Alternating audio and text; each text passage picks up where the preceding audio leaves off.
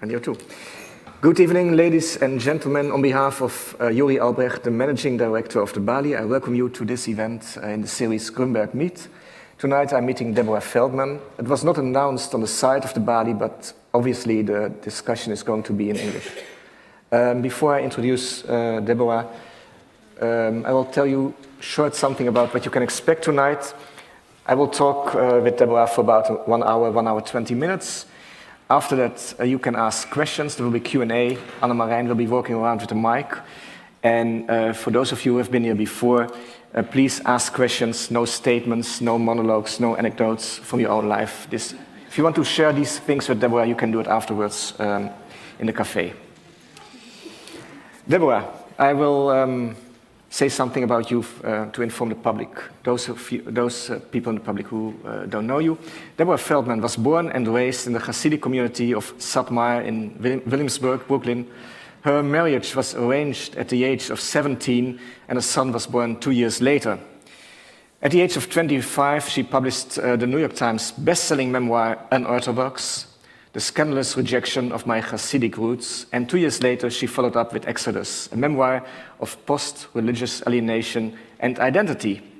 Her work has been translated into Hebrew and German, and currently she's working in 2 mediums, film and writing. She's most interested in exploring the intersection between globalization, religion, and identity. Deborah lives in Berlin, Germany, with a 10-year-old son. It's 11, I know, but this is all coming from your website, so I guess you agree with what I just said. And also I have to inform you that in 1 week, Deborah will publish in Germany her new book, Überbitten, which is the first book that is being published in German. And I thought that it was written by you in German, but you collaborated closely with the translator. Yes, that's correct. Okay, I'd like to focus on Unorthodox, also because over dinner you told me that Exodus, your second book, you're not completely happy with the English version of this book, but we will talk about it a bit.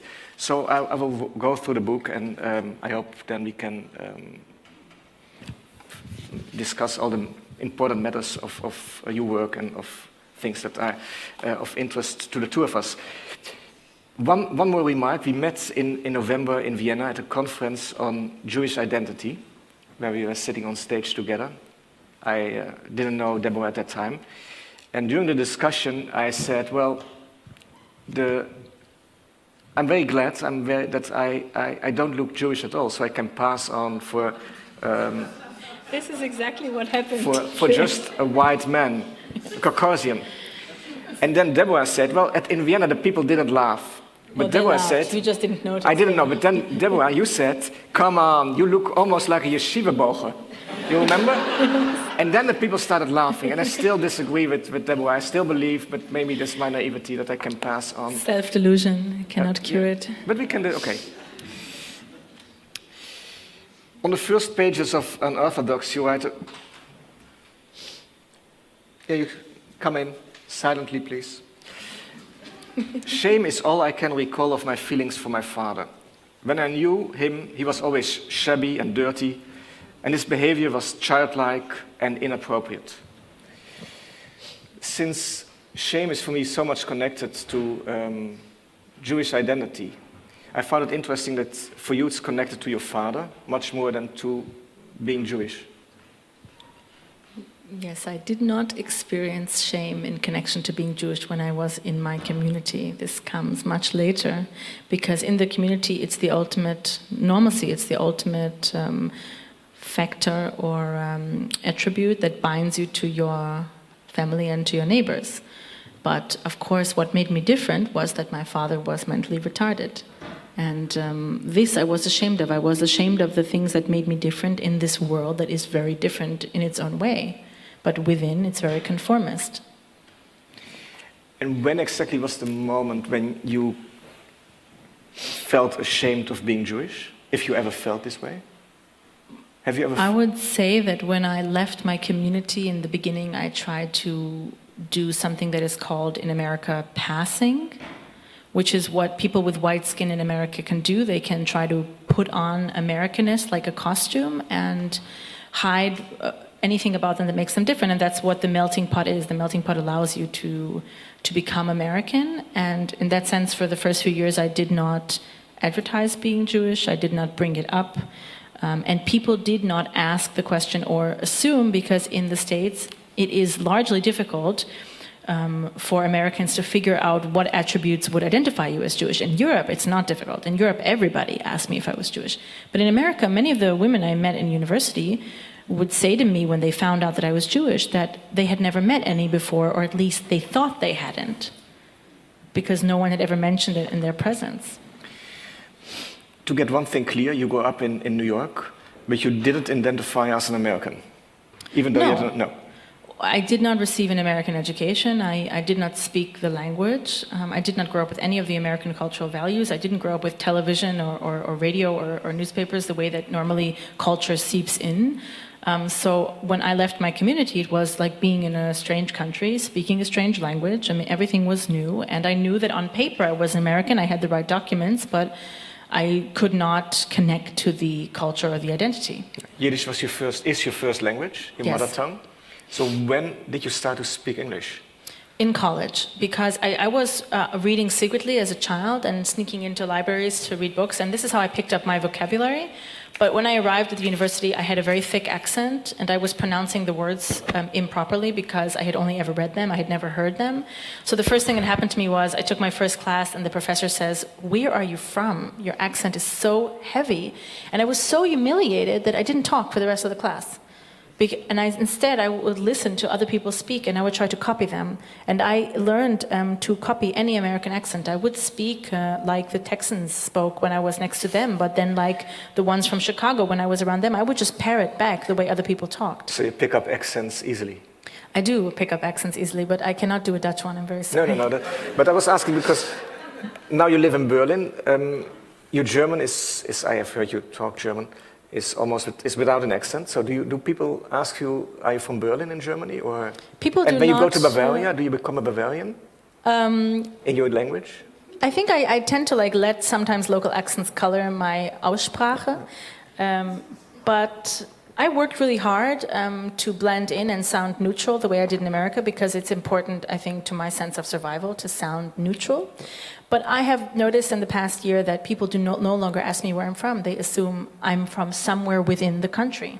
They don't know exactly where, but they assume that I am educated enough and have traveled enough to make my Hochdeutsch more neutral. But they recognize you as a German. They don't recognize me as non-German. I think that's more important. And they don't ask you whether you're Jewish or not? Sometimes they do, sometimes they don't. It depends on the circumstances. We'll come back to that later. You mentioned books already. On page 20 you wrote, "I don't have a library card, so I can't take books home with me. I wish that I could, because I feel so extraordinarily happy and free. When I read that, I'm convinced it could make everything else in my life bearable. If only I could have books all the time." Yes, That's quite I still a statement. believe this. You still believe this? Yes.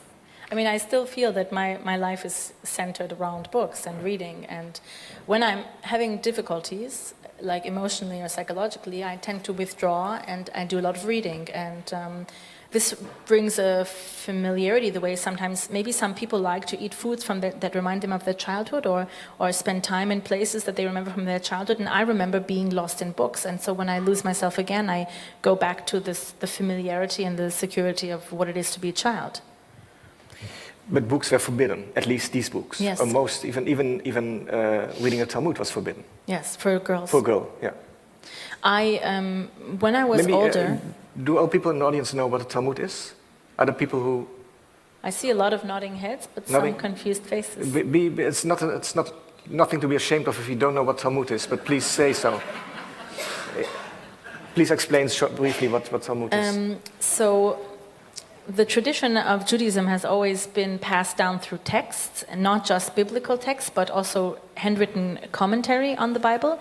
And there is a collection of commentary on the Bible written by rabbis in the early diaspora, and they have been published in many, many, many volumes. Many volumes. We are talking about a bookcase full of books written by these rabbis, and each volume has its own title and has its own special subjects, and this is called the Talmud, and it's today still studied by Orthodox Jews. So it involves men sitting at a table, reading the paragraphs, discussing them, memorizing them, reading the different opinions from later rabbis, pulling out another book from the bookcase that has been published recently by a rabbi, commentating on the commentary that's commenting on the commentary. It's a long tradition of discussion and debate that is documented. It is, however, forbidden to women. In your community. And there is a reason. They explained it to me. I come to that later also. Okay. And also, when I said before that Deborah called me yeshiva boger, for those of you who don't know, yeshiva boger is somebody studying the Talmud and Mishnah all day long. And that's why their skin is very pale, because they never see the sun. Never. Thank you. Yeah, you're so kind to me. I'm as kind to you as you are to me. I know. We like each other. So you were raised by your grandparents, and now I'd like to quote a bit about your grandmother, who is an extremely important figure in your life. Bubi, she's called. Still, after multiple appeals, Bubi finally capitulates and takes a razor to her head. She always tells me, the shaving you think was such a big deal? Not a big deal at all. I got used to it so fast, and honestly, it's so much more comfortable, especially in the summer. It was nothing in the end, she says. Sometimes it sounds like she is trying to convince herself and not just me. Why did the Rebbe decide that the women have to shave their heads, I always ask, if nobody did that in Europe? Bubi hesitates for a moment before answering.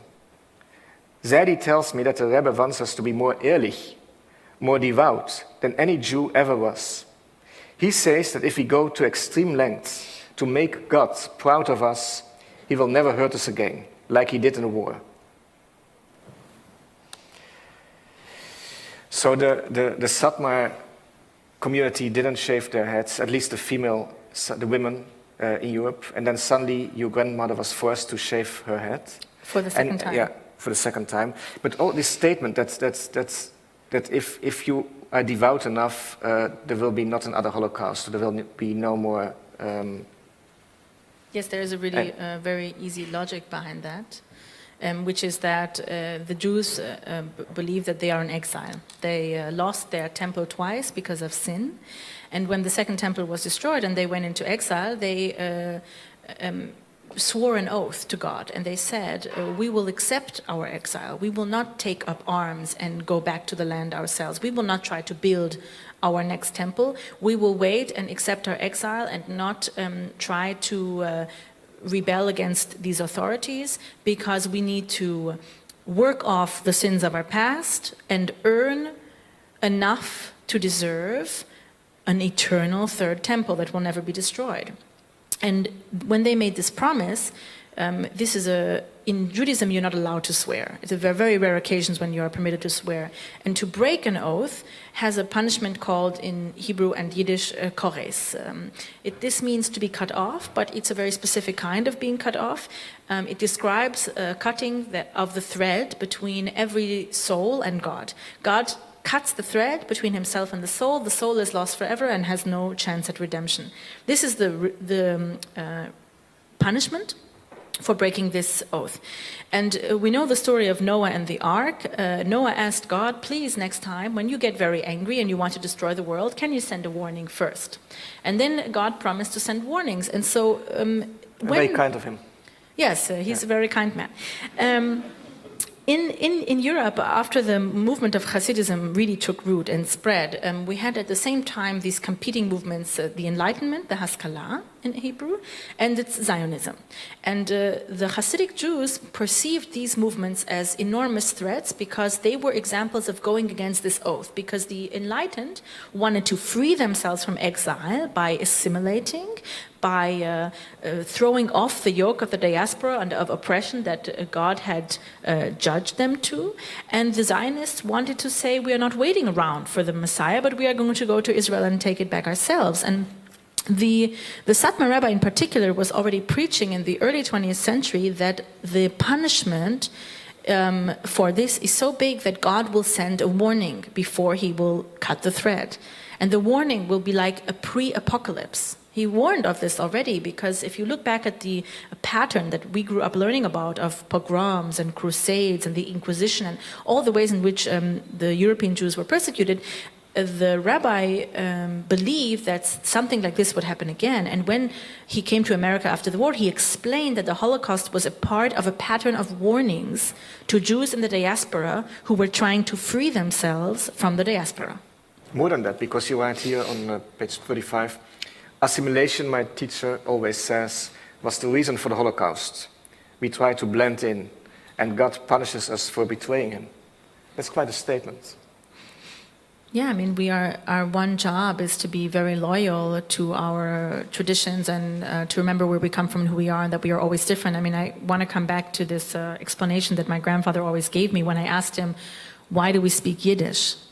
Because I didn't understand how it could be a holy language. It was so similar to the language of the people who killed their families. Mm-hmm. And my grandfather explained to me that it didn't matter where Yiddish came from.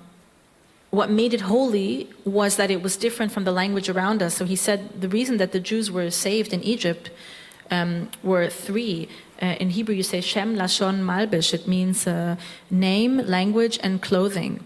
And he says at that time there were no Jews. They didn't have a Jewish language or a Jewish way of dressing or Jewish names, but they were different from the Egyptians. It didn't matter what they were, as long as they were different, as long as they isolated themselves.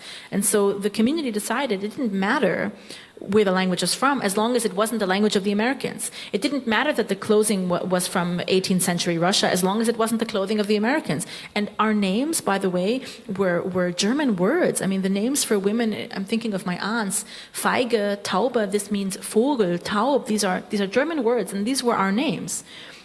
These were not Jewish names. I thought always that Hasidim spoke Yiddish because they didn't want to speak Hebrew. That was considered a language that was too holy for daily use. But you say Yiddish is the reason, because to prevent assimilation. And the same goes for the clothes and the hats and everything and the wigs. Yes, just to create barriers. To create barriers between the community and the outside world. Yeah. I mean, there is no lexicon for our language. Like the Yiddish I grew up speaking, there is no written down version of it. It's not accessible. It's highly censored. It's been purified of all dirty words. And words that are dangerous, like love. We didn't have a word for love. So you cannot talk dirty in Yiddish? No.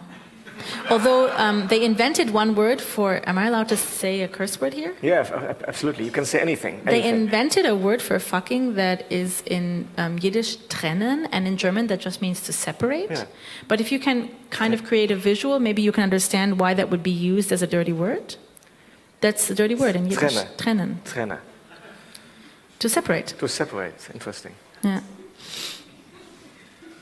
Did you ever believe that the Holocaust was a punishment because that was what people in your community taught you for the assimilation and for the Zionism, for the misbehavior? I was really confused by all those messages that I heard as a child because I was trying to reconcile everything I was learning with the woman who was raising me, my grandmother, and I just thought to myself, it cannot be that someone like my grandmother was punished. Like, I don't understand this concept of punishment because they always say God, we are made in the image of God, right? So we are kind of examples, like little mini examples of God. And I used to look in the mirror and I would say, I'm not evil, I'm not angry, I'm not desiring of punishing someone. So it cannot be, if I'm made in the image of God, that he is also this way. So when I was really young already, I was kind of poking holes in all the theories, and I began to suspect that this ideology that I was surrounded by was a result of trauma. That the people who are raising me and who were educating me were so traumatized by this collective event that this was their way of coping, in a sense. How old were you when you realized this? I would say like the age of bat mitzvah, the maturity. 12 years old. Yeah. I think when by the time I was 12, it had become clear enough to articulate. But you couldn't talk about it? No. There's something about survivor's guilt that you write also about in your book. Zaidi, your grandfather, also an important figure in your life, comes from a legacy of oppression. His ancestors lived in Eastern Europe for generations, enduring pogroms that were not unlike the persecution during Hitler's reign. I can't comprehend how a person who comes from so much pain and loss can perpetuate his own oppression. In small ways, Zaidi cages himself, depriving himself of harmless joys, and yet it seems the very deprivation fulfills him. It's guilt that drives my grandparents to inflict continuous suffering upon themselves and upon their grandchildren, if I may say so. Yes, there is a lot of guilt involved in the act of surviving the Holocaust. And both my grandparents did not understand why they survived and felt that they had an enormous responsibility and that they had not deserved it.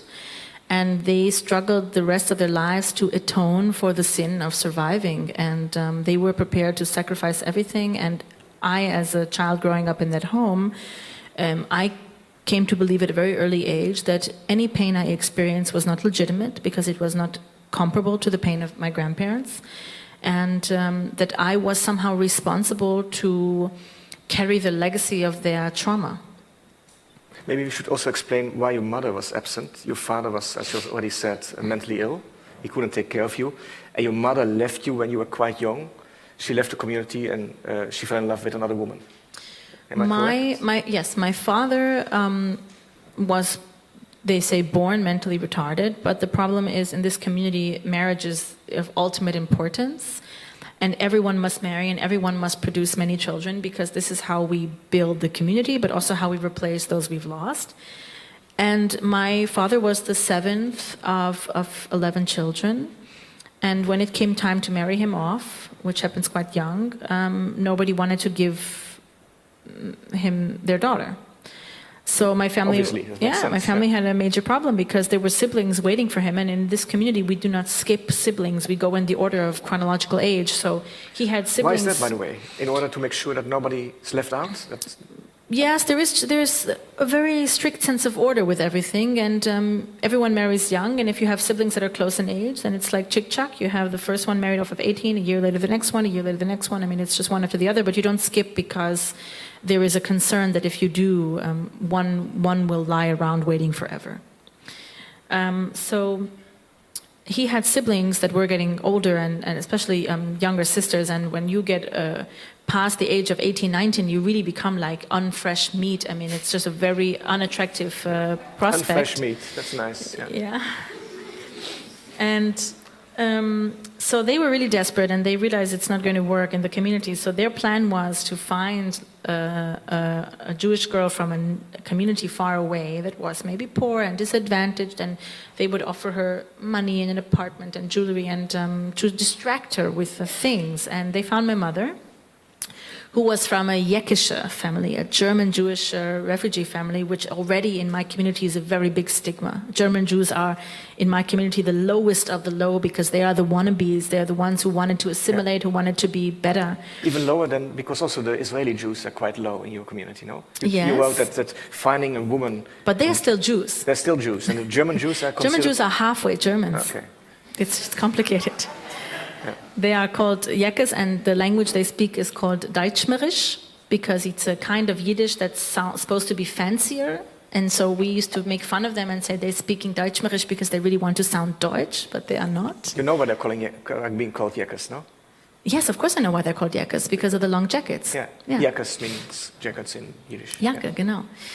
So when they found my mother, it was already like, okay, they had to step way down, and they settled for a girl from a Jekische family, and her parents were divorced, and they were very poor, and they offered her a 7-room apartment in Brooklyn, and such a prospect of such a prosperous and comfortable future that I think, she was 17, she was, of course, delighted and did not meet my father until the wedding. So it was only after the wedding that she realized that she's with a man whose mental age is that of a 7-year-old child. And my mother was actually quite an intelligent woman, so I think this was really tragic for her. And then add that to being in a foreign country, completely alone, having no friends, and the whole family treating you as something of a charity case because they all know that they pawned their sick brother on her. I mean, it was really a disaster. And I think from when I was, when she had me, and this is some stories that my family told me, and I can't be sure, but I think she had a very severe postpartum depression, and then I was handed off to family members. And then later she was already starting to sneak out, get jobs, earn money, and by the time I was entering the elementary religious school, she had pretty much disappeared, and I found out later that she had gone off to be with a woman that she had identified as lesbian, and that in the community this was just a scandal piled upon the scandal of divorce, piled upon the scandal of my father's mental health. I mean, there were so many scandals in the story of my parents' marriage that I became a walking reminder of this. My whole family would look at me and they would see the stain that was seeping into all of their bloodlines, and it was horrible. And I never understood as a child why everyone treated me with so much resentment, because I'd not done anything wrong. And then later I would understand that I represented the failure of my parents, and that I was this proof of this fleck, this stain. And then you caused another scandal by leaving the community. Yes, I did. And you know what? I have distant cousins that cannot get married because they're related to me. I feel sorry, but that's how it works, and I cannot stay in the community to protect my cousins. No, that's a bit too much of... no. You write also, we are still in the community, you have not left. There's no greater curse than the curse of childlessness. So basically you are there as, both as a man and as a woman to have children. Yes, but childlessness is never blamed on the man. It's always the woman who's blamed. Only a woman can be infertile. Only a woman can be barren. It's also, of course, a punishment, right? It is. Yeah, it is. No, I have nothing. No, you don't have children, do you? No, yeah. I mean, we can discuss the misogyny within your community, but I guess there's something... It was seen as a punishment. Yeah. So if you as a woman could not produce children, you had to deal with the fact that perhaps this pointed to a spiritual flaw in yourself. You have to maybe the mic a bit closer to you. Yeah. You didn't want to wear a headset. I didn't know. No. Also, this may be surprising to some people from outside the community that you participated in, page 56, in the Anti-Zionist march every year. Because you write here that the Satmar rabbi insisted that we had to take it upon ourselves to fight for the destruction of Israel. Even if it meant martyring ourselves for the cause. Zionism is a rebellion such as our history has never seen, said the rabbi. The idea that we could bring out about our own redemption from exile, how preposterous. Faithful Jews wait for the Messiah. Well, it's something you've pointed out already, but really was it upon you to work for the destruction of the state of Israel? I mean, as a woman, you cannot really do anything. No. You are just witness to what the men are doing. But yes, my grandfather always went to the parade, and I went along and witnessed, and I saw them burn the Israeli flag, and I understood from a very young age what I explained earlier, that we swore an oath, and we had to live in exile for as long as God decided we had to, and that the Zionists were risking our permanent destruction. If they would take back Israel, God would bring the apocalypse. He will never, ever save us. So in a way, I understood the logic, I understood the spiritual logic behind it.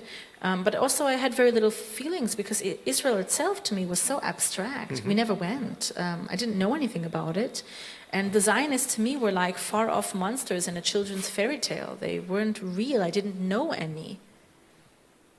And were there like the other Jewish people in New York, were there like other demonstrations against you march? Or because it's quite...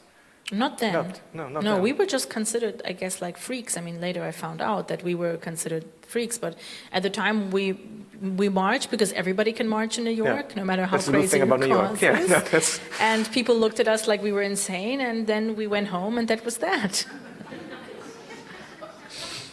When was the first time you realized that your community was seen, if you saw it from the perspective of the outside world, like a community of freaks? Well, I remember being a small child and sneaking into the library, and I remember that the librarian had this look on her face when I came in, like she knew what a big deal it was that I was there, and the look was a mixture of pity and confusion and presumption. And I felt so small when I saw that look in her face, because I realized in that moment I was being reduced to something, that she was making assumptions that I was poor, oppressed, uneducated, desperate for escape, and I think there was an assumption about my naivete and my being like everyone else in my position. because I wore the costume, I wore the uniform, I behaved that way, I spoke the language. So I remember that was my first experience, and I had many experiences as a child where I would occasionally encounter normal citizens, and I would see in their eyes and the way they looked at me how little individuality I was able to project. So it was pretty clear just from those looks that I was being seen as a freak. And later it became very important to me to blend in, to look like everyone else so that I wouldn't have to see that anymore. And a lot of readers commented later how ironic it was that I couldn't, that there was so much pressure to conform in my community, but when I left, I wanted to conform first to Americanness because I wanted to be spared. To be like everybody else. Yeah. I didn't want to be looked at. But basically all the information you got from the outside world was based on the books you read in secret. Yes. Yeah. Yeah, in the beginning I read like children's fairy tales, I guess you can say, and I describe it that all of them involved usually underprivileged or oppressed children, and there was always a happy ending for them, and so I thought, that's me, I will also have a happy ending. I thought Cinderella gets a prince and Alice in Wonderland falls through a hole, so I was just waiting actually for something magical to happen to me as a child. Of these children, you write that the dream of all the children in this community, well, the quote is, what more does every child dream of than to grow up to be a rabbi, or at least a rabbi's wife? So even you were reading all those books, it was still your dream to become a rabbi's wife at that time? Well, it was like the only option, like from all the options I had, that would have been the best, obviously, because it guarantees you status and respect. Mm-hmm. And that's like the most valuable thing you can have in that world. I didn't acknowledge that it was possible for me to live outside the realm of those options because it just didn't seem feasible. How would I accomplish that? This is the only world I know and the only place I belong. The thought of escape hadn't crossed your mind yet? Did not come yet, no. We go to your marriage, quite young. You skip a few pages in order to have enough time for the other subjects. This is about how you met your husband, Eli. Mm-hmm. We set a date in August, 7 months from now. I won't see him more than once or twice until the wedding, and Zaidi doesn't approve of a Hassan and Kala talking on the phone. I say goodbye after everyone leaves and try to imprint his face on my mind, because it's the one thing about him I know for certain. But the image fades quickly, and 2 weeks later, it's like I never met him. Well, I mean, you know what it's like to see someone for 30 minutes and then try to remember their face. I mean, it's difficult. You need time to remember a person's face. Yes. I couldn't remember the face of my fiancé. And you had to wait 7 months. Yes. Why is that? Well, the fact that there's a long engagement. Yeah. The long engagement is time to prepare because you need to first obviously accumulate a trousseau, which I hope the word is understandable. A trousseau is an old-fashioned word for what brides accumulate to prepare themselves for life as a housewife, I guess. So you have to buy everything to make a home. But you also have to go to classes, 2 kinds of classes. One is the spiritual classes you take to learn how to be a submissive wife. So you will learn the rules of how to engage in communication with your husband, how to always submit, how to flatter him, all the things that you're obligated to do in your communications.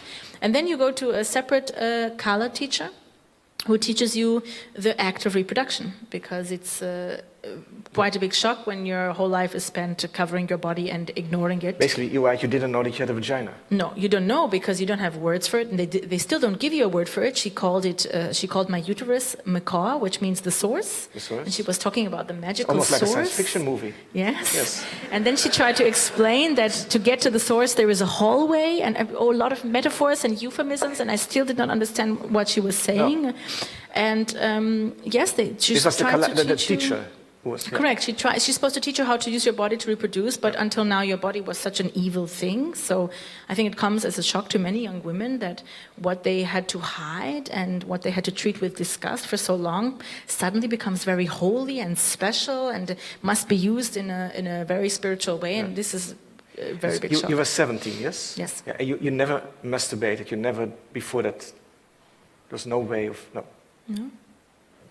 There, I mean, I can look back at my 17-year-old self and I can say with absolute clarity that I had absolutely no sexuality.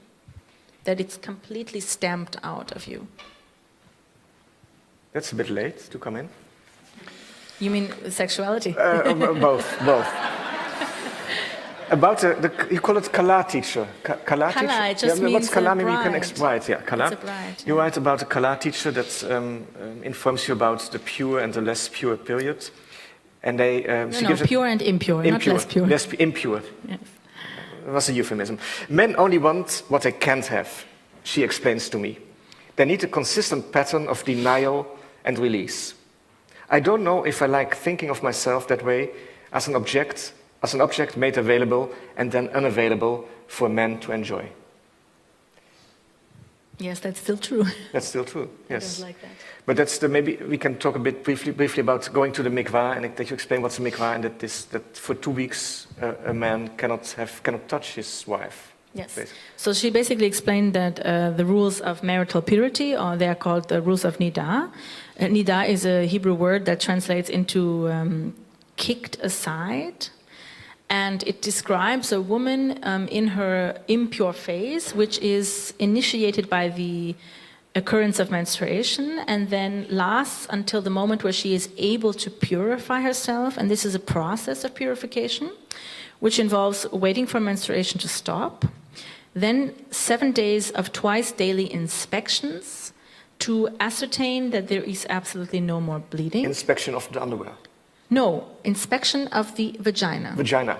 The underwear is a different problem. Okay. If the underwear has any kind of strange stain or color, you have to wear white underwear, then you must take it to the rabbi, and he will tell you if the stain is all right or not. Yes, it's true, So unfortunately. the male rabbi is looking at your underwear? Yes. There is even a special window where you can leave go. the underwear. No, you just push it through, and then he pushes it back. Interesting. Do you think he's sniffing also, secretly? I don't know. I'm sure there are some who sniff. I heard that your bed got sniffed the other day. My bed got sniffed, exactly, yes. Here's another thing, yeah. So after this inspection of 7 days, twice a day, if everything goes well and no suspicious stains were pronounced unkosher by the rabbi, then you are allowed to go to the ritual bath, which is called a mikvah. The women's mikvah is not like the men's mikvah. It's very private. You may only go in the evening under cover of dark. And in this mikvah, you have to prepare your body in a very ritualized way for immersion in a mixture of rainwater and spring water. And you are supervised during this process. And this is a way that the community always was able to police the bodies of women, because they would then check if the hair was shaved, they would check if the woman was getting pregnant often enough, they would ask, they would see how often the woman is menstruating. There was a way of keeping tabs on every woman's reproductive life. So in that sense, you submitted for a kind of public policing every month. And when this was done, you were free for 2 weeks to reproduce, which happens to be at the time that women ovulate, because it's usually about 14 days, 12 to 14 days after menstruation. After 2 weeks, it would start again. And during the period where you were impure, your husband was forbidden to touch you, was forbidden to see any part of your body. He could not hear you sing. He could not take a plate from your hand. He couldn't sit on the same sofa as you. So you really got the impression for 2 weeks out of the month that you are not desired, that you are not valuable, that you are dirty. And then for 2 weeks, you are holy and you must be constantly available. And this is a ping-pong pattern that is very difficult emotionally, because you get used to being dirty and unvaluable for 2 weeks. And you say in Deutsch, I cannot say it in English, man kommt damit klar. How do you say this? You just, you figure out a way to deal with it.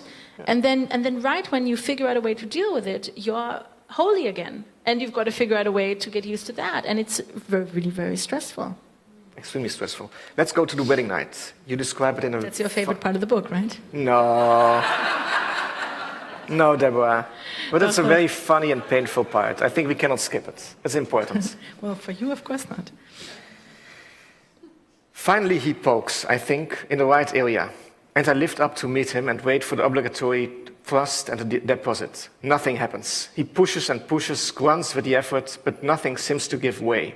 And in fact, I can't see what should. What's expected to happen here? After a while, he gives up and rolls over to one side, his back to me. I lie there for a few moments, peering up at the dark ceiling before I turn to nudge him slightly. Are you okay? I ask. Yes, I'm just very tired, he murmurs. Soon I can hear him snoring lightly. I crawl into the other bed and lie awake for a long time, wondering if it happened or if it didn't, and what the implications of either possibility might be. This is the favorite passage of all male reviewers, by the way. It's not my favorite passage, Okay. but I think it's an important to explain. I mean, it's so painful. Yes, of course, yeah. But, I mean, you can see it in many ways. Yes, it's painful, it's also ridiculous. It's funny. It's obviously in this moment I was just very confused and was not able to see the humor. And I mean, this turned into really quite a circus in the next few weeks, because every day the rabbis were consulted, what counts as being deflowered and what not, and am I impure? Because technically when you are de-virginated, you are impure. Yes. And they don't have a clear definition of what this means. So we are coming back to actually quite American joke of just the tip. Is this resonate at all in Holland, just the tip?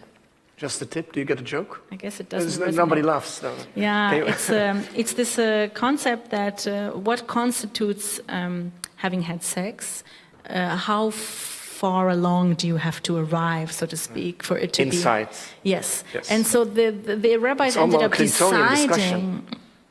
The rabbis ended up deciding that that we had arrived at this line or at this point. Yes. Although I can promise you that that is not the case. But this was first. It was just a circus of figuring this out, and then getting into this impurity and purity cycle, and then each time repeating the efforts and not getting anywhere. Was the moment that you really loved your husband? That you really felt attracted to him? I think the community kind of does everything they can to prevent this, because they put you on opposing sides. I mean, in a way, I was the enemy, because I was the woman that couldn't perform. It's not like we were a team and we both had to get this job done, but he was resentful of me because he had gotten this partner that did not have a properly functioning body the way they had promised him. And I was resentful of this person who had all these expectations, and like, I had to make myself available to him. So the way that this is structured, it kind of invites resentment and division in relationships instead of solidarity and teamwork. You write about your body. My body should be the one thing I can rely on. Instead, it has become my worst enemy, undermining my every effort. Yes, it's true, because my life would have been much easier if my body could have just performed its role. Yeah. And then, intellectually I still would have been free. But because I was not able to perform, I suffered a lot of additional oppression and criticism in that time. When was the time that your body ceased to be your enemy, your worst enemy? I would say that giving birth was a big factor in this process. And I would say that this was a long development that only really resolved itself in the moment where I felt in my emotional and psychological life that I had arrived. And by this I mean that I consider leaving this community as the beginning of a long process of transition. And during the transition process you are very rootless. And at some point you pass through the transition process if you are lucky, and you arrive at your new life, in your new story. And when this happened, I noticed that everything else fell into sync. You write actually about the day of the delivery, that it is the only moment in your 5-year marriage that you were ever fully alive. Yeah. I mean, in the way that like you feel physically alive, yes, because you feel that your senses are very alive, and that you are feeling things in your body, because you grow up in this community and you learn to turn your body off. Yeah. And you don't feel things anymore with it. And the giving birth kind of pulls you back in. But you describe your body almost before you got pregnant as a machine. Here's a passage about what you had to do in order to get pregnant. And to survive that, you disconnect from your body. The first thing I must do, you write, the book says, is obtain a plastic dilator kit. A series of long tubes of varying widths to be inserted as practice. The process can take months, continuing until the very widest tube can be inserted comfortably. The idea is to train the muscles of the vagina to loosen naturally. But they didn't want to. That's the thing. You cannot train muscles that don't want to loosen. No, but you did it. Did you do it for months? Yes, I did, yeah. Must have been a very painful experience. It was very painful and very frustrating and very lonely. And during this time, my husband ended up having an affair because I was not able to prove myself, and my family blamed me for this and blamed me for my failure, and they threatened me with divorce, and they said that if my husband left me, I would be alone, they wouldn't take me in, I would be homeless and on the street. I mean, it was a very, very, very horrible time, yes. I didn't write about all this in the book to protect him and to protect the family, but it was really bad. Were you still able to find comfort in reading at that time? Was there no comfort at all? There was no comfort in this time, no. A bit more about the practices inside your community of sex as an obligation.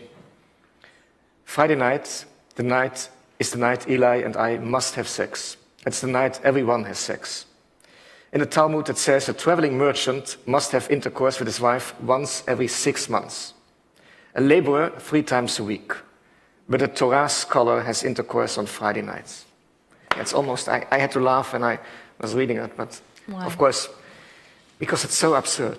It's beyond.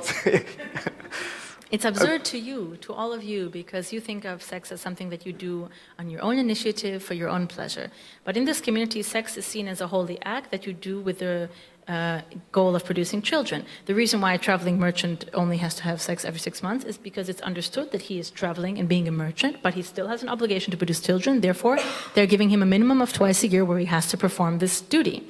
The thing with a Torah scholar and why on Friday nights is because Friday night is the holiest night. A Torah scholar must have holy children. So this is his obligation. Everyone has, in their own way, their own obligations. And this is completely rational for someone in my community because this is exactly what sex is. It's a duty.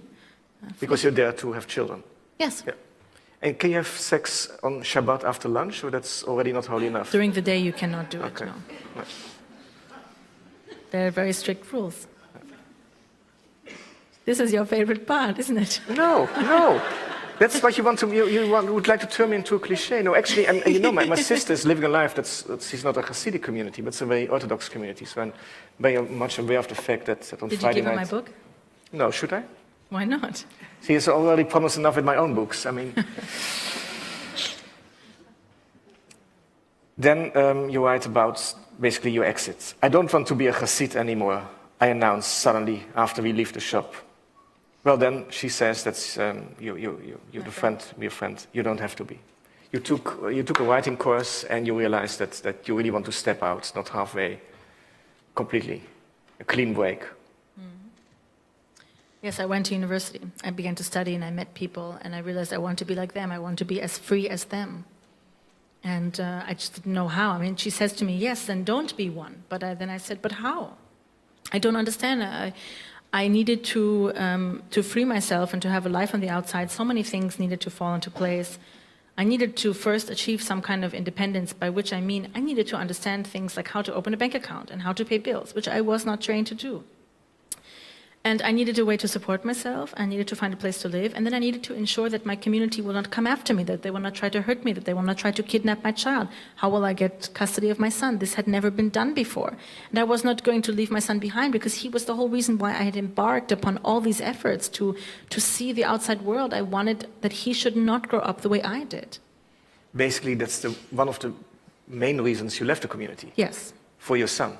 Yes, because I think for many people who want to leave, your own self-worth is too damaged to believe that you have deserved to take this kind of step for yourself. But when you have a child, it's very easy to see a baby as completely innocent and deserving of everything. I mean, it's every mother's instinct, I think. So it was simpler in a way to concentrate on everything for his sake. But you also write that another reason to leave is that you didn't want to be ashamed of your true self. Yes, I was hiding for my whole life. I had been hiding my secret identity, the identity of the young woman who reads books and who questions. And it does get very stressful, especially when I went to university and I was developing more and more independent ideas. And then coming back, I remember when Obama was running for president, I would be in college and be surrounded by the excitement of young people who were really, really so enthusiastic about the prospect of a first black president, and then come home and have the people in my community talk about him as a monkey because he was black. There was so much racism and narrow-mindedness where I was living, and then I would have to compare it to this world that I was secretly visiting, and the split between the two was so big I couldn't live in both worlds. It became painful. That's clear. In your second book, Exodus, basically this book is also about the disappointments of the liberty you found outside the community. But before we go, we will talk about it a bit, and then we'll open discussion to the public. Over dinner you said that you were really unhappy with this edition, and that some things were forced upon you by the editor or the publisher. I was 22 years old when I sold Unorthodox on spec, and I was no one. No one knew me, and it was right at the point of the recession where publishers were not buying books, and a very big publisher offered my agent a very strong contract for a book at the time when it was just very difficult, and I was so young. And even then the publisher said something like, this is a very niche topic and we cannot expect people in the Midwest to connect to this, but maybe in New York. And they took a big chance, but they didn't expect anything to happen. And my agent basically was so happy that she would manage to actually get the contract that she, without even looking at the contract or advising me in any way, she just said, listen, you are young, you are no one, this is the best you're going to get, you need to just take it. And I did, and I wrote the manuscript, and of course the first process, the first time I wrote a book, I mean, you submit it to the publisher, and the publishers do exert a lot of power over the manuscript, especially because I was so inexperienced and naive. And they made me, even with Unorthodox, they made me add a lot of things that I wouldn't have added, but that was still tolerable. I think what really struck me was how they ended up selling me as a product. When Unorthodox suddenly got a lot of attention, there was this feeling of I as a person, or the integrity of my dignity, didn't matter, because what mattered was getting the book out there, and for that, you say in English, I was pimped out, I think in a merciless way. And I was, at the time, not experienced enough to understand the consequences of this. But I did learn a lot from it, and then, when I signed my second contract with the same publisher but at a different house, I thought I had learned enough to keep certain rights that I hadn't managed to with that book, but I did not understand that in this industry, especially when you're already proven your success with one book, the publisher was determined to develop me into his personal brand. He decided who I was going to become, and he said to me, we're going to turn you into the next Lena Dunham, and you're going to write a book about the American dream. And my proposal for the second book had been nothing like that. But he didn't care. As soon as the contract was signed, he was like, this is what I want you to write about.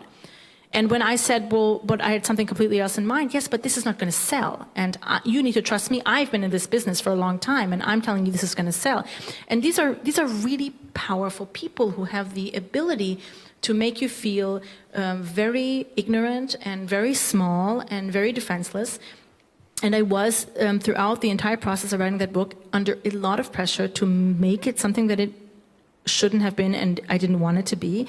And I had to, not fabricate, but I had to exaggerate certain events or interpret them and reflect on them in certain ways that would be... Could you give an example of one of these events? I think there are moments in the book where I'm sort of trying to touch upon what they considered as popular themes in pop culture at the time. And if you're thinking of Lena Dunham, and we're talking about a confessional about sex, confessional about the body, but also stuff about New Age, or New Age spirituality that they thought of would connect with an American audience. So I was encouraged to explore topics artificially and to write about them in ways that would be considered cool and hip and American. But actually, I'm not American, nor am I cool or hip. I mean, I'm a lot like my grandmother. I feel sometimes like an 80-year-old woman from Hungary. So it was a war in this book, and I think that's evident, a war between the things I wanted to write about and the things they wanted me to write about. And I think the book kind of goes back and forth between topics that are meaningful to me and topics that aren't. Yeah. And the book that I'm publishing in Germany in a month is, in a way, the book I always... In a week. It's the book that I always wanted to write, that I was finally given the freedom to write by a smaller German publisher.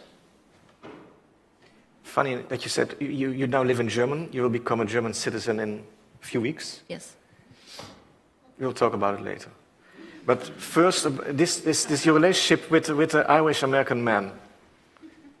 This struck me as something that was really important to you. I think it was important to me in the sense that it was my first You met him in New Orleans. Interaction, yeah. Yes. And it was the first time you felt loved. You can say I fell in lust. Lust. Yeah. That's close enough. Yes, but at the time, of course, you think it's love. Yeah. Because you didn't know any better.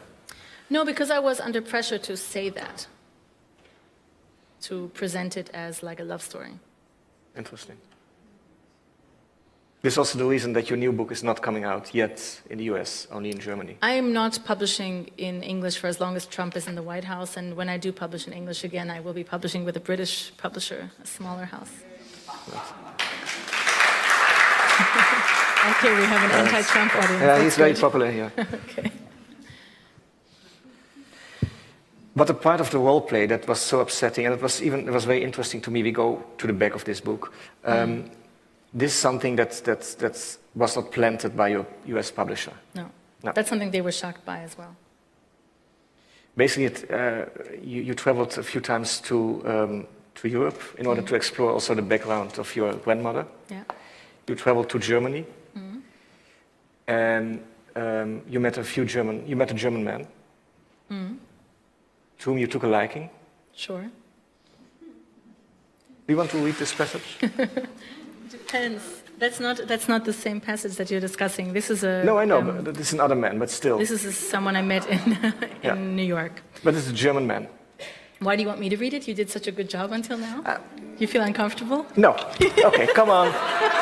There we go. Wow, it's so easy with you. That's easy with me. In what way is it easy with me?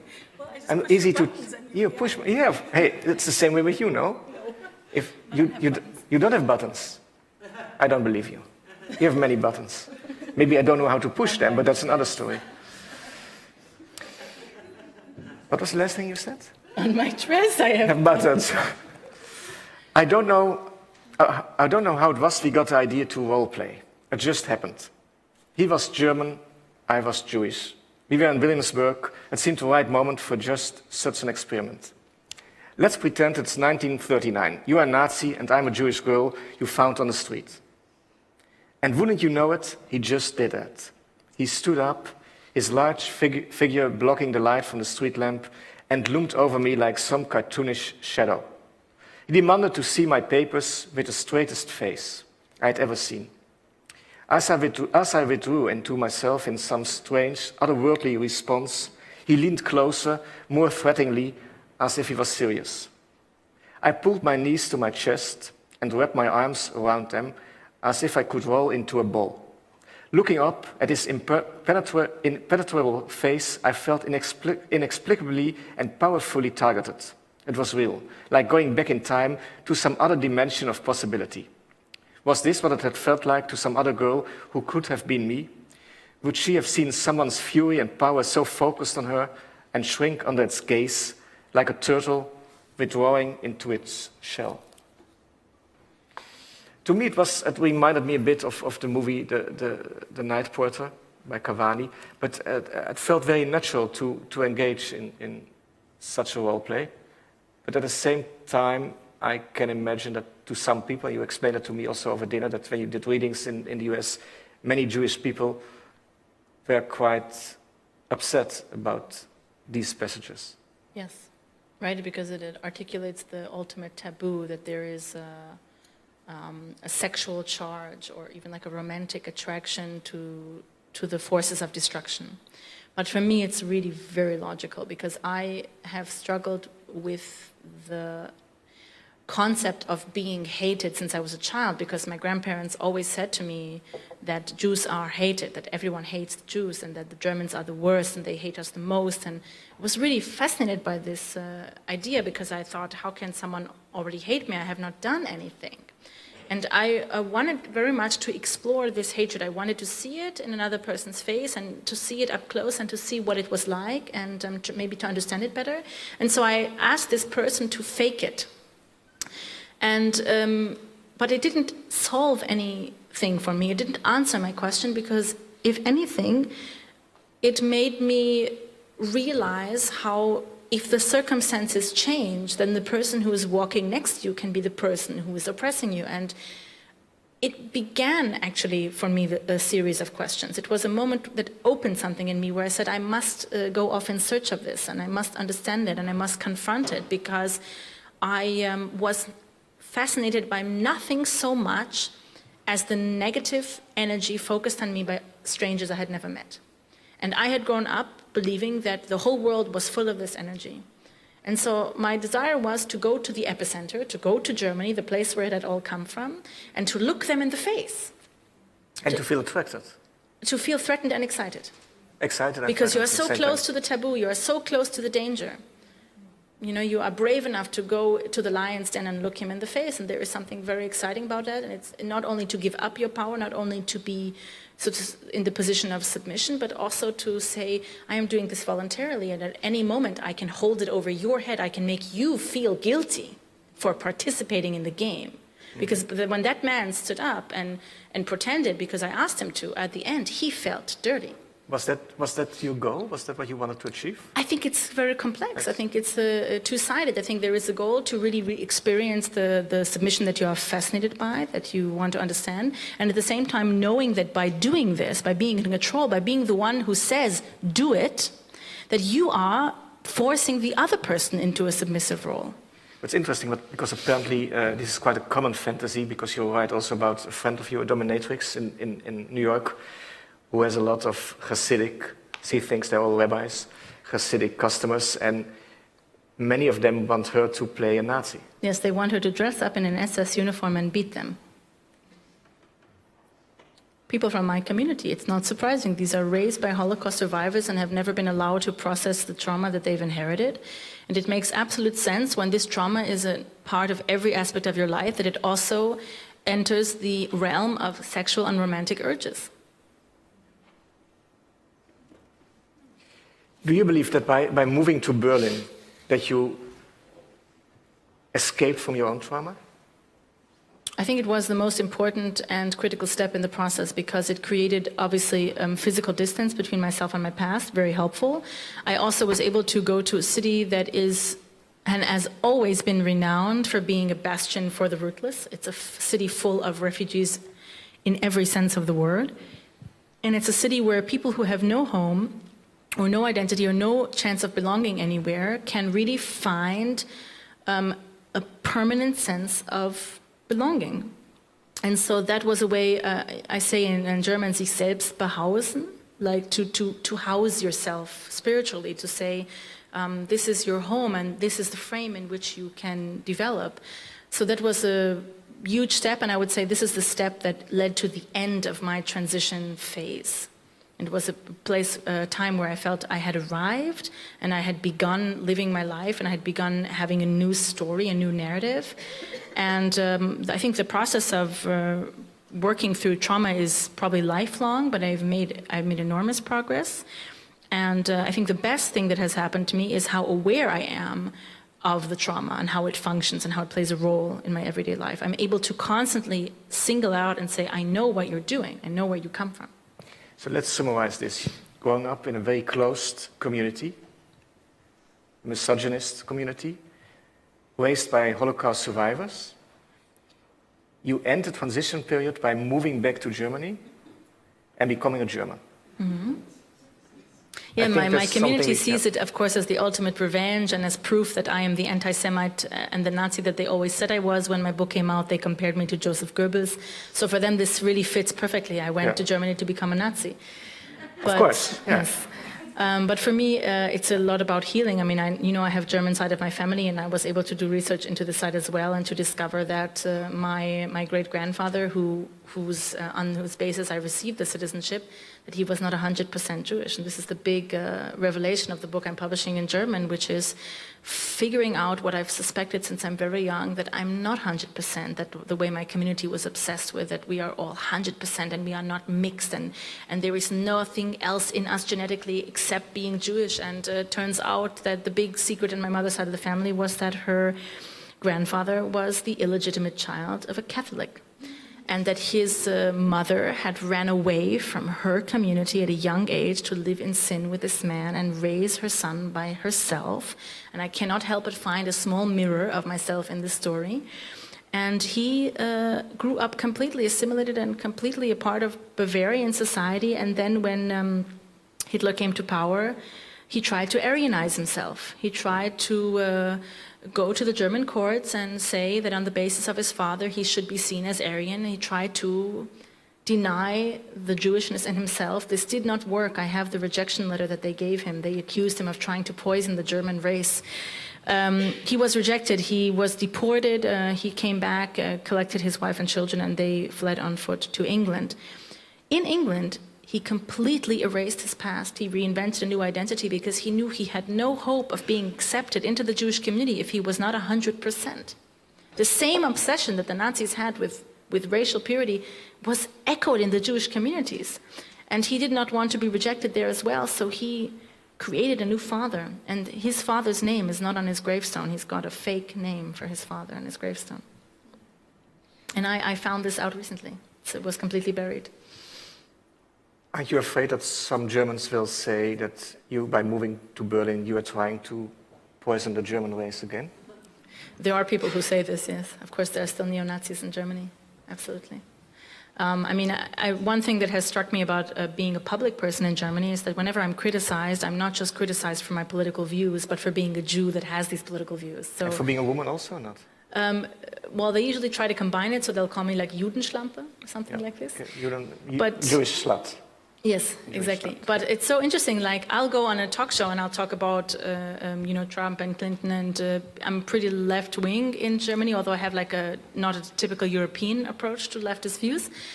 And I'll go and talk about something totally neutral that has nothing to do with my Jewishness, but the criticism that will come from people who are critical is always related to me being Jewish. It's always about my nose, or about the fact that I'm being paid by Soros, or I'm part of a world domination conspiracy. It's never me as an individual. It's always, oh, she's Jewish and she's talking. It must be she's part of this conspiracy. I mean, there's no ability to accept Jewish people in public life. It's very difficult. I think if you're not a public person, you can kind of ignore all that, but it's certainly strange. I've had to apply for something called an Auskunftssperre, which means that my address cannot be available to the public, which is a law in Germany, because I got so many threats from people that I did not feel safe anymore. Not from the Jewish community, but from the right-wing community, yeah. Over dinner, Deborah, you said that you didn't want to identify as a Jew anymore, which was to me quite a shocking statement, because I always thought that after 45 the possibility of complete assimilation was an illusion. And it was also like an obligation to identify, especially here, less so in New York, but especially here in Europe, to identify as a Jew. So my question is, and it's not a criticism, but my question is, how were you able to free yourself? Well, I think it's a sign of being free from the trauma, because as soon as you're free from the obligation, you freed yourself from the burden of the trauma, of having to do right by it. For me, leaving, it was part of a process of freeing myself from the inner and outer limits, from the programming that I grew up with. And I have always been able to, especially in those moments when I'm reading and I feel so connected to characters in the books or to authors, I've always been able to see myself as a human being, and I've always been able to see the commonalities between myself and other human beings. So it's very frustrating to be stuck in this category where I don't feel that I belong in the category. I feel that the qualities that combine me to humans in general are much stronger and more present than the ones that combine me to Jews. I mean, no offense, we have a lot in common, but not more than anyone here in the audience. No, I totally agree. I mean, also you said that you describe yourself as not typically left-wing in the European sense of the word. One reason is that you have little patience for identity politics. That's true. I believe that it is very counterproductive and damaging to society. I mean, I go back to like Rousseau and the social contract. I believe that society is something that we build. It is not. We cannot take it for granted. It is not simply there, and we all get to draw benefits without contributing. I think it is a joint project, and the joint project requires that we acknowledge our human identity first and foremost, and what we have in common, and everything else is second. And this is the only way we can build a functioning society. We cannot, I mean, what they're doing in Germany, for example, is that they're doing the opposite of the melting pot. Everyone holds on to their identity to the point where they just cling to it desperately and without willingness to accept anything else. And then the society is completely divided up into separate chunks and it's not functioning. And we have really stopped to focus on these lessons of the Enlightenment and of humanism, which is the idea that to live in an enlightened society, in a free society, to live in a free society, we need to put our differences aside and emphasize what we share, and we're doing the opposite. How can you identify, I mean, I wholeheartedly agree, but how are you able to identify as a human being when you get threats from neo-Nazis, when you're being described as a Judenschlampe, when the outside world is constantly reminding you of your Jewish existence, of you not being a human being but a Jewish person? Well, to me, neo-Nazis are a representation of something I already know about human behavior, namely that people do tend to hatred and anger and frustration. And this is everywhere, not just in Germany, it's all over the world. And we see it more than ever in America right now. So it's really not to say that I'm feeling, oh, this is a particularly German disease. I mean, we've got hatred everywhere. No. I've learned to live with hatred. I've come to this point in my life where I do not desire to live in a utopia. I do not desire to cleanse the world of hatred. I simply desire to strengthen the part of society that can counteract that. And for that, I think it's important to de-emphasize division. I think division is not going to help us serve as a counterforce to hatred. And you see this so clearly in the States right now. You have the right-wing conservatives, which is a group that is powered by hate, and they are powerful because they have a united voice. And meanwhile, the Democrats and the socialists, the left-wing groups in the States are just completely divided amongst themselves by different issues. Some of them are focusing on rights for gay people, and some of them are focusing on rights for women, and some of them are focusing on rights for trans, rights for disabled. They're all focusing on their little topics, and they cannot band together because they cannot see what they share. They can only see what's important individually to them, and they have no counteracting force. You told me you would like to give up your US passport. But you can't. You can't, it's a bit impossible. Would you identify as a German after you? Yes. Yes. I'm German. You're German. That's clear. It's funny when you say your boyfriend is it also comes German, with so no? much shame No. to say German, but yeah, I'm German. I hope I'm not pushing your buttons, but you have a weakness for German men. Kann man sagen. Yeah. Kann man sagen, ja.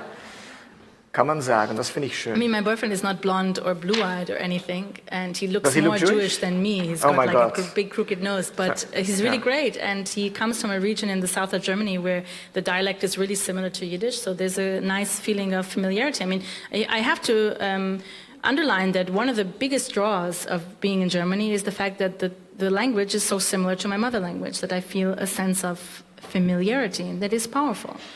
Can you think of Yiddish, the language, without thinking of Judaism, without thinking of your background? Yes, because I can, for example, sometimes associate it with like the secular writers and poets of the Yiddish movement, like the playwright S. Ansky or the writer Shalom Aleichem. Like you associate it also with secular art, so it's possible. To end, I would like to quote from an interview that you gave Die Welt, Hendrik M. Broder, a famous German Jewish intellectual, I'm not sure, public persona. Rebel Rouser. Warum will Deborah Feldman Deutsche werden? Weil ihre Vorfahren mütterlicherseits Bayern waren. Ja, aber nicht nur.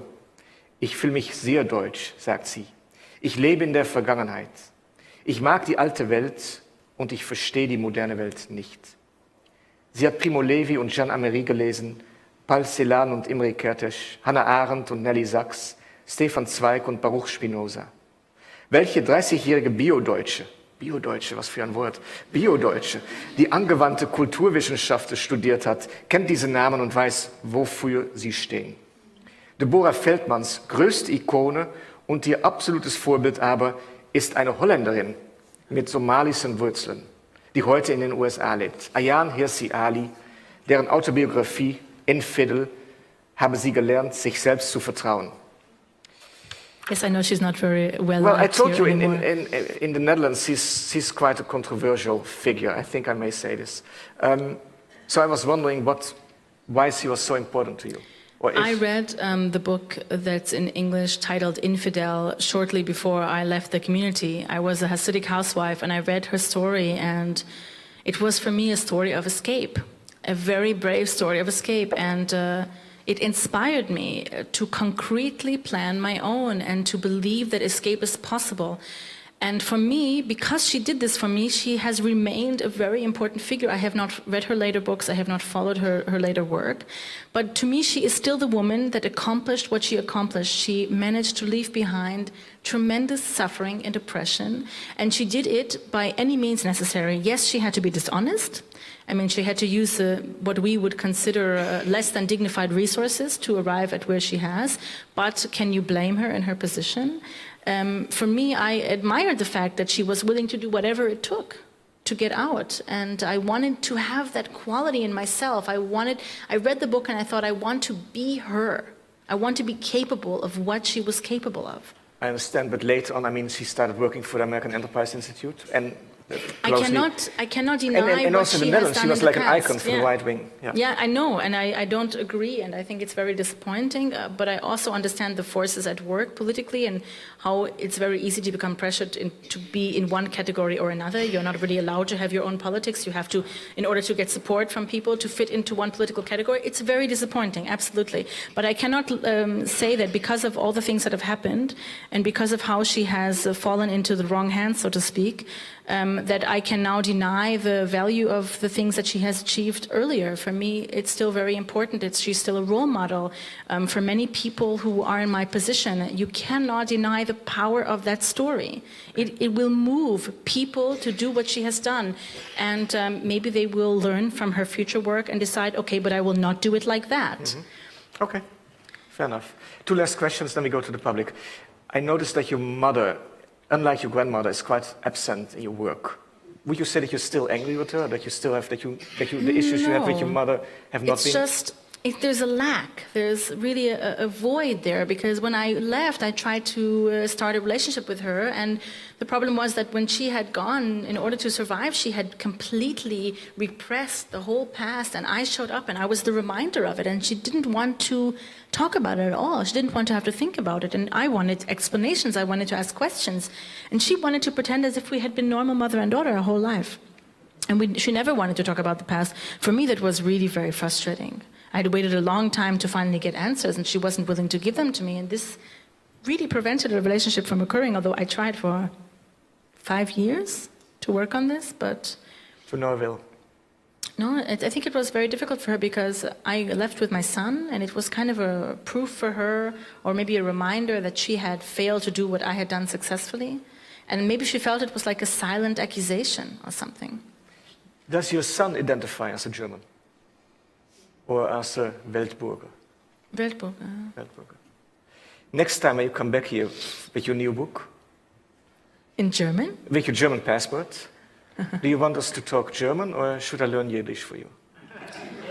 I mean, I highly doubt that you can learn to speak the Yiddish I grew up with, and if you do, it probably will be with a terrible accent. So let's just do German. Yeah? German? German. That's fine. Yeah, and then you take German. also back that I look like a... Yeshiva Bucher? No, Yeah. I never take this back. You never take it back? No. I mean, maybe when you get a tan and you shave your head or something, but... Maybe that's my goal then. Yeah, tan and shave my head. Okay. So it's my hair. Well, it's part Ladies of and it, gentlemen, yeah. it's time for Q&A. You can ask Arnon anything you want. It's all about him. No, you can ask. You can ask questions, and Anne-Marijn is walking around with a mic.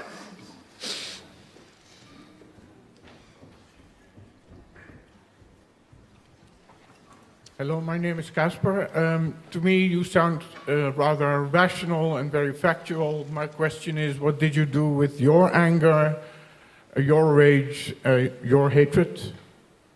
And what would my anger and rage? What did you and do with hatred- your rage, your anger, your hatred? The gentleman is asking. But what kind of rage or hatred do you mean? Directed at what? What would I be angry at? What's done to you? I can explain this very easily. There is not a lot of room in such a circumstance to develop simple feelings of anger, because imagine that the people who do things to you have suffered 1,000,000 times more than you and are only doing those things because they're not capable of being better because of their suffering. In such a situation, you don't feel angry, you rather feel pity, and you feel admiration that they have even managed to do as much as they've done. I could never be angry at my grandparents for inflicting the life that I lived simply because they went through hell. And they never did anything with bad intentions. They did this because they sincerely believed they were protecting me. So the emotions here would be much more complicated than You simply... believe they're still thinking this? Yes. But there's no contact between your grandparents and you? No, nothing? No. Next question. I think the first row. Your question is more important. I don't know. We have enough time. Wait for the mic. And if you can say your name, that would be kind. My name is Merapi Obermeier. What kind of influence your experience has on your way of thinking about religions? Have you ever heard about post-religion syndrome? Yes, I have. And my way of thinking about religion has absolutely been influenced. But I would say that if you could go wider than that, and you can say that my experiences have influenced the way I see all groups. So I am very hesitant to be a part of any situation that involves a group because I am skeptical of group thinking and group identities. So this is the reason that I am not part of any kind of club, any kind of community, religious or non-religious, because I feel that when people spend too much time in groups or identify more with a group than with themselves, that things can get a bit dangerous. And it feels very uncomfortable to me after spending so much time in that mentality to revisit it. In Exodus, you compare religion also to being religious to being an alcoholic. Yes, it's an addiction, yeah. It's an addiction. Yeah. And would you say there's a community of authors? Or this is like a I don't. idealistic? There is one, but I don't belong to them. You're the only author I think I know. I'm so honored. Yeah, Yeah. right. Yeah. No. You prefer to be homeless? Yes, I do, because it's more honest. That's a Yes, good position. I If agree. you're powerful enough. Ah, No? speaking from personal experience. Yeah, no, I think this is, I mean, sometimes you need people to protect you, no? It's That's why I basically, have you. if you Yeah. can choose to be homeless, and I'm like you, Yes. I really identify with many things you said. Yes. But you can do so only if you are powerful enough yourself. You accused me of being powerful I earlier. didn't and- accuse you. Yes, I think- and I said it's not power, it's resourcefulness. I There's a think big somewhere in your difference. books, I can look up for the quote, you write something to the extent of that you are obsessed with power, that you're interested. Yes, to have over myself, not to lord over others. But in order to have power over yourself, you need to be strong enough to defend yourself against the other people. Yes, but the process of defending yourself against others is simply to assert power over yourself first, to have yourself as your own dominion. If you don't have that, then of course you are vulnerable for all kinds of invaders. It's like a country without an army. Of course everyone will come and plunder. We will talk about it with your next book. Alles klar. Alles klar. Next question. I see, yeah. I'm not sure, there are a few hands. Yeah, let's... I always feel so guilty when I take a My question. name is Margaliet Kleiweg, and I was just wondering, how big was your community? About 320,000 members in New York State. But there's larger communities all over the world. There's, of course, one in Israel. There's also one in Antwerp. I don't know if any of you have ever been to Antwerp. There's a community there. And there's one in London as well. There's one in California. There's some in South America. So they're really quite spread out. Next question. Two hands. Yes, Maybe we'll lady take first. one after the... Yes, the ladies always first. Always first, no? Yes, Yeah. so old-fashioned. Mira Stark, I wanted to ask you, how is it to live without love when there's not a word for love in the Yiddish language that you were taught? But she didn't say And- that. Yes, I did. For love? Yes, there's Yes. no word for love. Yes. We don't have Liebe. Right. So if you can't even describe it and you don't experience it because of the absence of a mother and a father who is maybe not capable of giving any, traumatized grandparents, a husband who clearly didn't give you any, how is it possible to survive? Yeah, good question. I will say that there are two different schools of thought on the impact of language on culture and vice versa. There is an older belief that if you don't have a word for something, you can't feel it, and the newer belief says that you feel it regardless of whether you have a word for it. I'm somewhere in between. The fact that we didn't have a word in Yiddish for love, that I never saw a mother tell their child, I love you, or that a husband tell their wife that, or siblings say this to each other, I do believe that I sense there was something missing, but I wasn't able to pinpoint what it was. And the reason I was able to sense that something was missing was I did have one source of love in my life, and that was my grandmother. My grandmother was, in her own way, without saying it and without showing it, a very loving person. And she never hugged me, and she never said she loved me or was proud of me, but I still felt how much she loved me by the way that she treated me, by the way that she cooked for me, by the way that she took me along with her whenever she went somewhere, by the way that she spent time with me in And she talked to you. And Wie sie gave you mich, time, yeah. sie mir abgegeben hat. The time she spent with me? Yes, no? it's like when a person dedicates themselves to you emotionally and mentally. It's also clear that you love her. Yes, I Still. do. And this was like definitely a source of love that I couldn't pinpoint and say this is love, but later I was able to look back and say this was the source of love in my life, and it's the reason I'm capable of loving and why the reason I still believe in it. Yeah. And In love. Yes. But I have to say something in defense of the Yiddish language, but because in Yiddish itself, Isaac Bashevis Singer, the Nobel Prize winner, wrote in Yiddish. There are words for love, but only... Yes, not, our Yiddish was censored of you had to words that censor are it, dangerous. yeah, to make this We had very one clear. word in Hebrew, ahava, Hava. and this was the kind of love that you feel for God that is mixed with dread, with furcht. You say furcht? Fear. Yeah. Fear and dread, yeah. And we wanted to take the question right from the lad right next to you.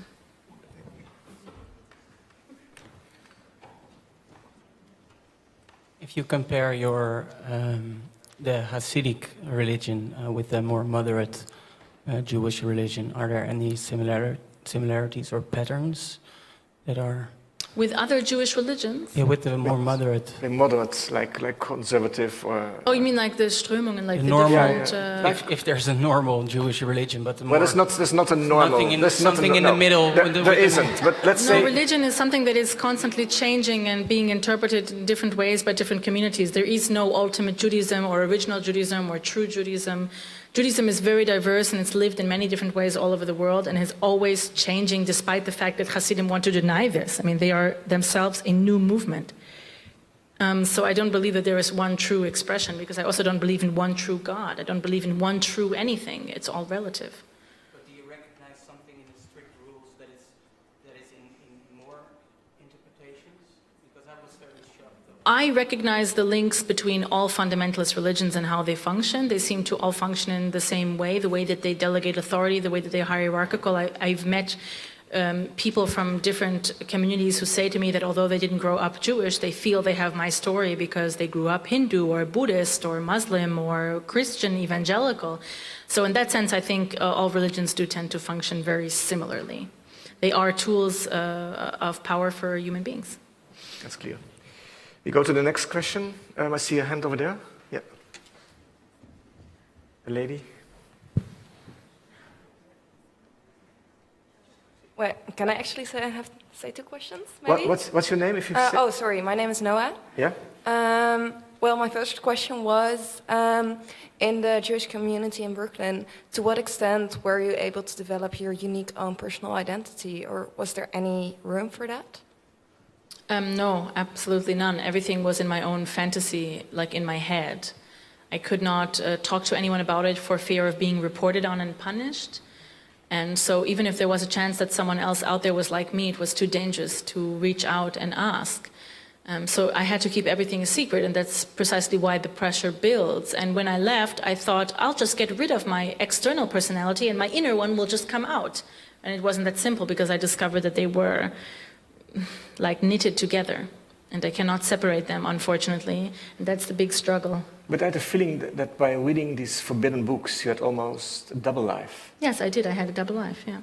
And in this other life, you had a very individual, separate identity. Yes, I had a fantasy self, but no one ever got to see it.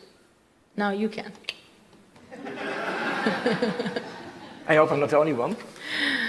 One of the very few. One of the very few. Yes, so flattering. The first row, if we can go to the first row, two ladies, maybe the lady here first, and we go to the other. My name is Monique. is there now a change in your life, experiencing emotions, feelings? Can you be surprised by your feelings? And are there dreams or? There was for a long time, but I worked through a lot of that chaos. I do still have dreams about my grandmother sometimes, but I have managed to work really hard and to kind of live in the moment now, which I think is a really lovely way to live, to like really be in the present, and to not be hung up on the past or hung up on your anxieties about the future. I found that because I fought so hard to live a normal life, that the way I said in this interview this week, that normality, this just normal everyday life is really very, very exciting for me. And I find that I'm very caught up in the everyday activities, and I feel very present in them because I appreciate them so much. They are still so new to me. And it sounds really silly, but I always miss my ordinary life when I'm on book tour because I miss the simpleness of it. What do you mean exactly by your ordinary life? Writing? Taking care of your son? Yes, because you make all little decisions by yourself and nobody tells you how to do it and you don't have to ask for permission, you don't have to call the rabbi. Every little decision I'm making myself. I decide what to eat for breakfast. I decide when I want to wash the dishes. But sometimes you have to discuss things with your boyfriend. Yes, but I keep a lot of independence there. I see. Yeah. And one of the things you do this by living separately. Yes, it's very important for me to have my freedom. Your own space. Yeah. I think there was another lady, yeah. Thank you. My name is Thea Vierens. Maybe you can elaborate a little bit more on your education, because what I understood that you were raised and educated within the community. However, later you were allowed to go and to visit the university. Or not? Because No, I was a little bit confused about that. I received only a religious education in Yiddish, so not any secular education, and I had no high school diploma. I was able to attend university in secret later when I was married, and I was able to get in without a diploma because it is under the individual jurisdiction of universities to decide if they accept you without the diploma, and they did decide to make this exception for me based on my circumstances. But it was the first secular education that I received that wasn't self-taught, so to speak, and it was done in secret. I was not able to reveal to anyone that I was attending, and if it had been revealed, I would have been punished and prevented from attending. So I had to, basically, I was driving to this university, and in the car I would take off my wig, and I would put on jeans, and then I would have to go back and put it back on again. A real double life. But also you describe in your first book how you get also English lessons in your elementary school, and you have to read highly censored versions of... Yes, that's quite a funny... The government would come and force the schools at the end of the day to do like an hour of English, and for this they would print out like a government-mandated short story, and then they would go through it with a black marker, and all the pictures and all the words that were forbidden. But like things like miniskirt was censored. Yeah. You know, like really like harmless words. And we could not understand the story, but that was not the point. The point was we had to practice reading the words. I'm so glad you taught us the meaning of trennen tonight. Yeah. We'll talk about that later. Yes. I'm Marijke. I've been wondering how your son is developing and how he's feeling in Germany now. Well, we left the community when he was turning 3 years old, and he didn't remember, like shortly after he learned English and forgot Yiddish, he didn't remember anything of his past life. And the incredible thing has been that his father also became non-religious 4 years after I did, and has remarried and has another child and lives a completely secular life. And my son flies to his father twice a year to visit him. But he actually really began to flourish in Germany, probably because he sensed the same distance that I sensed. He sensed a real fresh start, and he really, really is thriving. He's a very, very normal kid, something which I'm very proud of. Although probably some parents want their kids to be special, but I think it's really amazing that my son is normal, because it was so unlikely when he was born that he would have that chance. And he's doing really well in school, and I think he's well-traveled and curious, and has got friends from all over the world, and he seems happy, you know, the way kids are. No, but he speaks German. You're still dreaming Yiddish? Very rarely. Like mixture. Sometimes like the German and the Yiddish mixes together into like a weird in-between kind of word. Sometimes I say things, like I had to learn German by converting Yiddish into German, because it's a bit like, imagine if you grow up only speaking a German dialect, then you have to learn Hochdeutsch as an adult. You have to kind of convert everything you know into like a different pronunciation and a different conjugation. And that's what I had to do with Yiddish, but sometimes I didn't manage to make the complete transition and the word got stuck in the middle. So I'll say a word and it's not really German and it's not really Yiddish, but it's in between. A new word. Yeah, it's like an in-between language, I don't know. It's nice. Yeah. My secret language. Again, not a secret life, a secret language. A few more questions and then we Wrap it up. wrap it up. Exactly. My name is Thea Cohen, and in spite of what Arnon said, I like to say that I was very impressed to listen to you, and thank you, and I think you're very brave and courageous. And my question is, the family you grew up in and the system, the rigid system, you think that's representative for the more families of these 300,000 in I think it's more Brooklyn? lenient. Sorry? I think it's actually one of the more lenient ones. I think most of the families are much more rigid than my own. Oh, Yeah. the other question is this the same community as the Chabad is? No, they are mortal enemies. Maybe you should explain a bit. The Chabad is the Chabad Lubavitch, Jews no? are the Messianic Jews. They believe that their former rabbi never actually died, but went up to heaven like Jesus and will come back at any moment because he is the Messiah. And this is considered by other Jewish communities as heresy, because you cannot declare the Messiah, only God can declare the Messiah. So they broke apart from most of the Jewish world and practice a Messianic missionary Judaism that is seen as very suspect, and by the Satmar is seen as positively evil. Are they just as rigid, you think? In their own ways, in different categories, yes, I do believe. But they are very schooled in the art of PR. They are taught from a young age how to speak about their lifestyles in public and how to do what I call whitewashing. They are told that it's okay to lie about Judaism if it helps bring Jewish people closer to God. And so a lot of the work that they do involves being deceptive about what it is they're trying to sell, and I find that very problematic. And also they have like the Lubavitch in New York, they have the mitzvah tank. Yes, they try to go around and try to convert. Yeah, that's something that normally Jewish people do not do. They're the only ones that do that. Let's do the Lubavitch. Okay, 2 last questions and then we go home, I assume. Or at least we go to the cafe. Yes, I heard you say, and I rephrase, I didn't put things in the book to protect my husband and to protect my family. And my question is, why are they still deserving of your loyalty? No, it's not that they're deserving of my loyalty. It's like, in a way, to protect the dignity of yourself as an author and also to protect the dignity of my son. Like, there are just certain things that weren't 100% necessary, and I wasn't going to include something just because I had a vendetta or just because I was angry at people. I was only going to include things that were absolutely necessary to the story.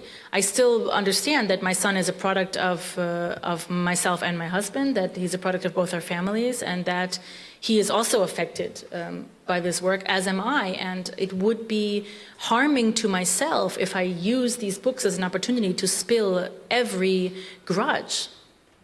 When you wrote this book, the first book, Unorthodox, were you conscious about the reactions you would get from your community? Yes, theoretically I was conscious, but obviously it's very difficult to translate that into the practical consequences. I think we're taking one more, right? One more and then we are done. You can eat your cheese. Ach so, yeah. Ach so. Thank you. I was wondering... What's your name? Oh, Noah again, sorry. Noah again, yeah. I was wondering if you ever wish you were brought up in somewhere in Germany as like a normal German girl. I never wanted to be a normal German girl, but of course I wanted to be normal. But now it's sometimes strange to imagine that, because then you know you wouldn't be the person that you are, so you feel very disconnected from that possibility. I think I'm pretty happy now in my life that I don't spend a lot of time wishing that things were or had been different. So that's good, right? You accept? Yeah, I feel pretty happy, yeah. That's I mean, so we are good. both afraid to say that we are 100% happy because we are afraid the devil will come and smite us, but... The devil. Never say that you're happy, exactly. Never, never. Yeah. Thank you, Deborah. Thank you for being here. I wish you a happy evening. Don't think of me as a yeshiva boger, I beg you. And we will be again here somewhere this fall. The program is not yet sure, but not yet clear, but it will be announced. Deborah will come back, surely. Let's give each other a hug. Thank you. Thank you.